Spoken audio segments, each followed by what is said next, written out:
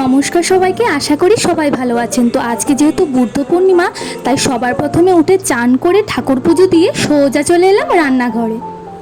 তারপর ভাতটা চাপিয়ে বসে পড়ি পটল নিয়ে। তার কারণ হচ্ছে আজকে একটা পটল দিয়ে রেসিপি করব।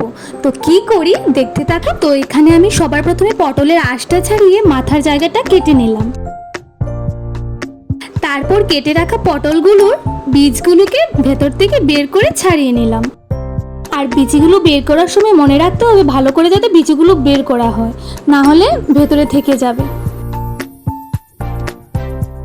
এই দেখুন, বলতে বলতে আমার বিচি ছাড়ানো হয়ে গেছে। তারপর সব পটলগুলোকে একসাথে করে ধুয়ে নিলাম।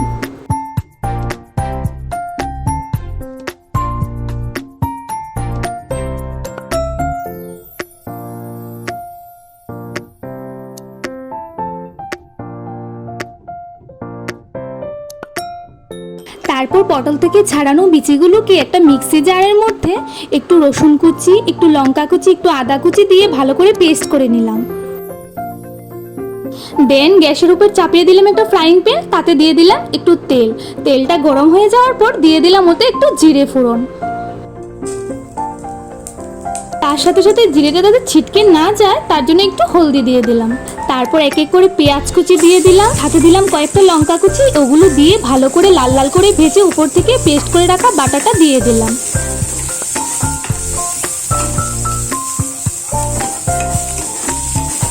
তারপর সবগুলোকে ভালো করে নাড়িয়ে যখন লাল লাল হয়ে যাবে তখন দিয়ে দেবো একটু নুন, একটু হলুদ, একটু জিরে গুঁড়ো, ধনে গুঁড়ো।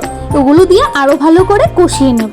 আর চলুন, এখানে কষানো হতে হতে আমরা চলে যাই, যেহেতু এটার মধ্যে গ্রেভিও লাগবে, গ্রেভির কাজটা করবো বলে। আর এখানে আমি গ্রেভির জন্য নিয়ে নিলাম পেঁয়াজ কুচি, রসুন কুচি, লঙ্কা কুচি আর একটু আদা। আর পেস্টটা আমি হালকাই রেখেছি, অতটা ভালো করে পেস্ট করিনি।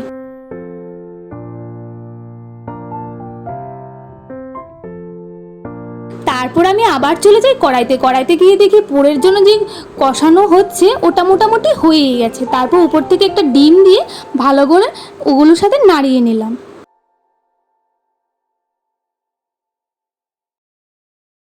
আর দেখছি আমার পোড়টা মোটামুটি রেডি হয়ে গেছে, তাই আমি গ্যাসটা অফ করে পোড়টাকে ঠান্ডা হতে কিছুক্ষণ রেখে দিই। তারপর ঠান্ডা হয়ে যাওয়া পোড় বা মিশ্রণগুলোকে এক এক করে সবগুলো পটলের মধ্যে দিয়ে ভালো করে মুখটা বেঁধে দিলাম। তারপর এইভাবে যখন সবগুলো পটল রেডি হয়ে যাবে তারপর আরেকটু ফ্রাইং প্যানের মধ্যে তেল দিয়ে কম আঁচে একটু ভেজে নিলাম। তার সাথে উপর থেকে দিয়ে দিলাম একটু হলদি গুঁড়ো, কারণ ওর সাথে কালারটা ভালো আসবে। তো চলুন, এভাবে পটলটাকে কম আঁচে ভাজতে দিয়ে আমরা চলে যাই আবার গ্রেভির কাছে। আর গ্রেভির জন্য পেস্ট করে রাখা বাটাটার মধ্যে দিয়ে দিলাম একটু জিরে গুঁড়ো, একটু ধনে গুঁড়ো, একটু হলুদ গুঁড়ো, সাথে দিলাম হালকা একটু জল দিয়ে ভালো করে নাড়িয়ে নিলাম। আর এই দেখুন, কথা বলতে বলতে আমার পটলটাও প্রায় ভাজা হয়ে গেছে। তারপর ভেজে রাখা পটলগুলোকে নামিয়ে একটা ফ্রাইং প্যানে তেল গরম করে দিয়ে দিলাম জিরে ফোড়ন, তারপর দিলাম পেঁয়াজ কুচি, সাথে একটু লঙ্কা কুচি। তারপর হালকা লাল লাল হয়ে যাওয়ার পর উপর থেকে আবার একটু টমেটো কুচি দিয়ে দিলাম, দিয়ে আরেকটু ভালো করে লাল লাল করে ভেজে নিলাম। ভেজে নিয়ে উপর থেকে দিয়ে দিলাম গ্রেভির মিশ্রণটা, তার সাথে দিয়ে দিলাম হালকা একটু পরিমাণ মতো নুন। আর যখন দেখছি ভালো করে মোটামুটি কষানো হয়েই গেছে, আর একটু জল দিয়ে উপর দিয়ে ভালো করে কষিয়ে নিলাম। তারপর জল দিয়ে ভালো করে কষে যাওয়ার পর উপর থেকে বেঁধে রাখা পটলগুলোকে ছেড়ে দিলাম। আর যেহেতু আমার রান্না প্রায় মোটামুটি শেষের দিকে, তাই উপর দিয়ে একটু দিয়ে দিলাম ধনেপাতা কুচি, তার সাথে দিয়ে দিলাম একটু মিট মশলাও।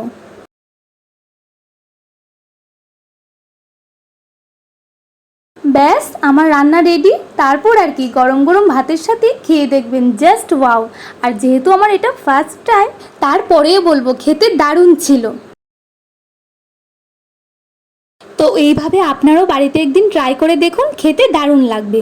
তো এইভাবে পাশে থাকুন, ভালো থাকুন, সুস্থ থাকুন। দেখা হচ্ছে আরেকটি ব্লগে। টাটা, ধন্যবাদ।